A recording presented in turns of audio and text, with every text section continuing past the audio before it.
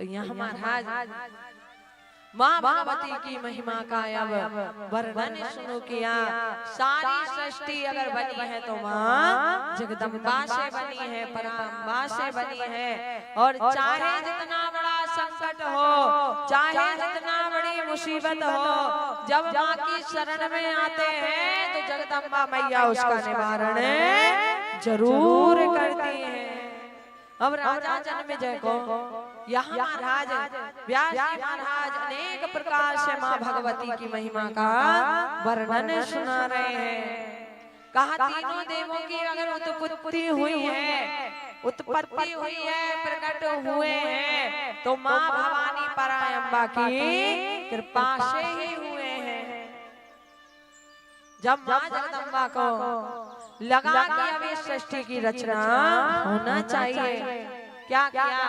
बोले महाराज सबसे पहले भगवान शिव की रचना करी है, भगवान रुद्र का सृजन किया है। और भगवान नारायण की उत्पत्ति भगवान शिव के द्वारा हुई है। और जब भगवान नारायण की उत्पत्ति हुई, कहा महाराज भगवान नारायण ने भगवान शिव से कहा मेरे लिए क्या आदेश है? भगवान शंकर ने कहा जाओ जाकर तपस्या करो, और जब तपस्या आपकी ज्यादा हो जाएगी तो आपको आपका रास्ता भी दिखाई दिया जाएगा। क्योंकि मैं आपको बता दूं बिना तप के जीवन संभव नहीं है। भगवान नारायण गए तप करने लगे, क्या हुआ? बोले महाराज तप करते करते भगवान नारायण के शरीर से इतना पसीना निकला, इतना पसीना निकला कि सारी सृष्टि जले मग्न हो गई। पहले सृष्टि में क्या था आपको पता है? जल ही जल था।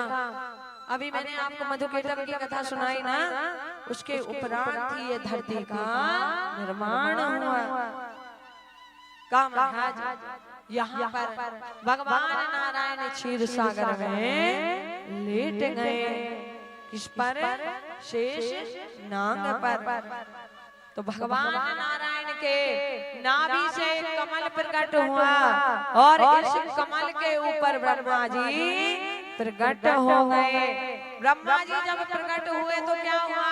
बोले महाराज उस कमल नाल में ब्रह्मा जी ऊपर नीचे हजारों वर्ष तक घूमे। आखिर मेरा जन्म क्यों हुआ? कहा उसके उपरांत भगवान नारायण से प्रार्थना करे। भगवान नारायण ने कहा जाओ और जाके सृष्टि की रचना करो। ब्रह्मा जी चले सृष्टि रचना करने के लिए। सबसे पहले क्या किया? बोले महाराज 4 सनत कुमारों की रचना करी। कौन कौन है? सनत, सनातन, सनंदन और सनत कुमार। चारों को कहा जाओ जाकर सृष्टि रचना का कार्यभार संभालो। चारों ने मना कर दिया पिताजी क्षमा करना, हम गृहस्थ जीवन को नहीं अपनाएंगे। क्यों? क्योंकि गृहस्थ जीवन में पग धरेंगे तो माया हमको पकड़ लेगी। पर आपको बताए एक समय, अच्छा बताइए भगवान का सबसे बड़ा भक्त कौन है? मैं पहले आपसे पूछूं कौन है बताओ? अब सुनो, अब यहाँ बड़े ध्यान से सबे लगे ना भैया हम तो घर में फंसे हैं, कैसी भक्ति करें, ज्यादा समय नहीं मिलता, ज्यादा पूजा पाठ ही नहीं होता, ज्यादा मंदिर ही नहीं जाते। उनके लिए कथा सुना रही हूँ जिनके मन में हमेशा डर बना रहता है। एक समय नारायण से नारद जी ने पूछा, कहा प्रभु ये बताइए कि सबसे बड़ा भक्त आपका कौन है? भगवान नारायण ने कहा नारद जो धरती पर एक गरीब किसान है वो ही मेरा सबसे बड़ा भक्त है। नारद जी को ऐसा लग रहा था नारायण कहेंगे कि आप ही हमारे सबसे बड़े भक्त हो। नारद जी ने कहा प्रभु ये बताइए ये ऐसा क्या करता है जिसको आप सबसे बड़ा भक्त कह रहे हो? भगवान नारायण ने कहा नारद एक काम करो, सुबह से शाम तक इसके आप साथ रहो। अब नारद जी को पता करना था कि ये भक्त क्यों हैं। कहा महाराज आ गए, सुबह से शाम तक साथ रहे, क्या देखा? बोले सुबह सुबह किसान जागा, स्नान किए, स्नान करके भगवान के पास गया, 2 अगरबत्ती बत्ती दीपक लगाया और अपना भोजन लेके खेत चला गया। क्या किया? बोले पूरे दिन हल चलाया और हल चलाते हुए जब संध्या हुई फिर अपने घर आया, आके भगवान के पास गया, भोग लगाया, थोड़ी देर स्मरण किया, अपने परिवार के साथ भोजन पाया और जाकर सो गए। नारद जी भगवान के पास आए, प्रभु ये बताइए, आपने कहा किसान, अरे वो तो ढंग से पूजा भी नहीं करे और भक्त कैसे हो गया? नारद जी से भगवान ने कहा, नारद ये तो मैं बाद में बताऊंगा, अगर आपको लगता है आप सबसे बड़े भक्त हो तो ये जल का कलश है, इसको लीजिए और पृथ्वी माता की 7 परिक्रमा करेंगे। पर शर्त क्या है बताओ? बोले महाराज जल कलश में से एक बूंद भी जल नीचे ना गिरे। 7 परिक्रमा करने की बात है पर एक बूंद भी ना झलके। नारद जी ने लिया और धरती माता की परिक्रमा शुरू कर दी। महाराज 7 परिक्रमा करके भगवान के पास आए और कहा, नारायण ये पात्र लीजिए, हमने एक बूंद भी जल नहीं झलकने दिया। भगवान ने कहा, नारद ये बताइए इतनी देर में आपने मेरा नाम कितनी बार लिया? नारद जी कहते, प्रभु हम तो आपको भूल ही गए थे। पूरा ध्यान कहाँ था बताओ? बोले कलश को संभालने में, हम तो आपको भूल ही गए थे। भगवान नारायण ने कहा, नारद आपको कलश दिया तो आप हमें भूल गए, एक भी बार हमारी याद नहीं आई। पर ये बताइए वो किसान ने पूरे दिन क्या किया? बोले प्रभु अपने खेत में हल चलाया और पूरे दिन आपका नाम स्मरण किया। नारायण ने कहा, नारद जैसे मैंने आपको जल का पात्र दिया था वैसे ही किसान के पास उसका परिवार है। किस रूप में? बोले जल के पात्र के रूप में, जिसका वह पालन करता है, कर्तव्यों का निर्वाह करता है और पूरे दिन व्यस्त होने के बाद भी मेरा नाम का स्मरण करता है। इसलिए अगर भगवान का कोई भक्त है, कहा महाराज जो ग्रस्त में भगवान का नाम स्मरण करे सबसे बड़ा वही है।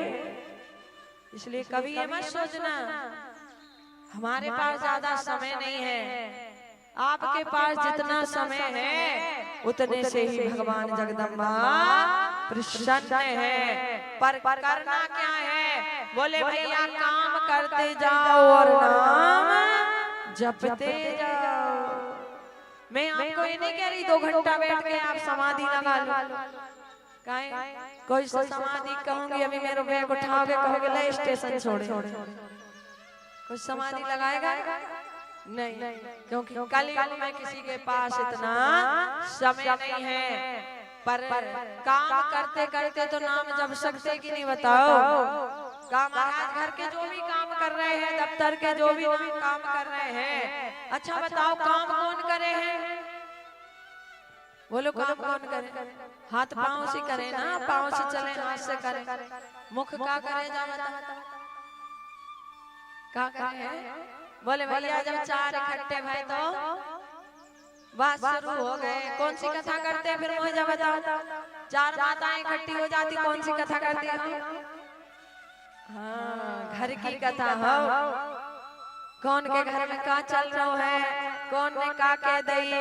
सासू माँ को पकड़ लेंगे, नहीं तो ननद को पकड़ लेंगे, नहीं तो देवरानी जिठानी को पकड़ लेंगे। अब एक बात बताओ, ये कथा करते करते इतने दिन हो गए, आज तक किसी को कुछ मिला है?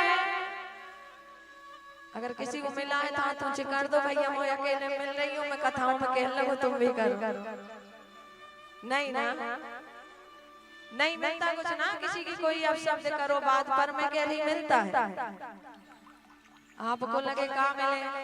हमारे ब्रज में हमारे शब्द कहते हैं भैया, अगर किसी की बुराई करेंगे बड़े ध्यान से समझ लेंगे, जो चीज कोई नहीं बताएगा मैं ही बता के जा रही थी। अगर किसी की बुराई करेंगे, किसी की चुगली करेंगे तो क्या होगा? बोले जिसकी चुगली कर रहे हैं, जिसकी बुराई कर रहे हैं, बाकी सारे पाप अपने माथे पे चढ़ा रहे हैं। क्या होगा बताओ? इसलिए अगर कोई की कोई बुराई करे, चुगली करे तो दुखी मत होया करो, घर में आके और थोड़ी देर नृत्य कर लिया करो। काहे बिना कछु करे ही हमारे विचारी सब ले गई, बोलो जगदम्बा मैया की। हमें भोगना पड़ता, पर अब कौन भोगेगा? बोले जो मिलकर कर रही है। और एक चीज और, अब बताओ कहीं अगर हमारी बात हो रही है, वो भी बुराई हो रही है, अपने आप को बड़ा भाग्यशाली समझो, ये चार को कोई काम नहीं है। कोई तो हमें बात होगी जो ये अपना काम छोड़ के हमारी बात कर रही है। अच्छा बताओ सब काम होता है कि नहीं? फिर भी भैया किसी न किसी की लेके और चलते रहते हैं। इसलिए जीवन में मेरी एक बात बड़े ध्यान से सुन लेना, कभी किसी की बुराई मत करना, और करोगे तो जोर से बोल दो क्या होगा? विचार के सब लेके आ जाओगे। हाँ क्या करना है? बोले महाराज जब भी मिलो क्या करो? बोले भगवान के नाम का स्मरण करो, माँ जगदम्बा की कथा का अनुसरण करो। घर की कथाओं से न कछु मिलो और न मिलनो वालो। इसलिए काय को करें? देखो जिससे कुछ मिलता नहीं है उसको करने में कोई फायदा नहीं है। बताओ इतनी टाइम से करे आ रहा है, कुछ नहीं मिला, काय के लिए उसको करे? छोड़ दो। क्या करना है? बोले महाराज माँ भगवान जगदम्बा की भक्ति करना, और आपके पास तो बाबा मैया सब विराजमान है। जब मौका मिले तो भगवान शंकर का स्मरण करो, क्योंकि मैं आपको बता दूं शिव शक्ति में कोई भी अंतर नहीं है। जहाँ शिव है वहाँ जगदम्बा है, और जहाँ जगदम्बा है वहाँ बाबा भोलेनाथ है। क्योंकि भगवान का जो स्वरूप है वह अर्ध नागेश्वर है। अब शंकर जी है तो क्या कहेंगे? अच्छा बताओ कौन कौन भगवान शंकर को अपना कहता है? अभी भी हाथ नहीं उठे, मोए यहाँ भी डाउट हो रहा होगा, सब लगे भैया गड़बड़ है। कहते हैं ना शंकर भोलेनाथ है। बोलो हमारे या तुम्हारे?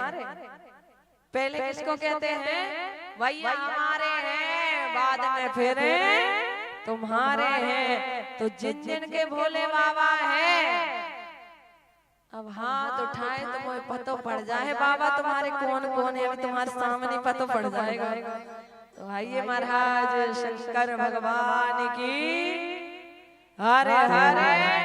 अब देखो बाबा के सामने बैठी हो, अभी पता पड़ ही जाएगा कौन कौन है।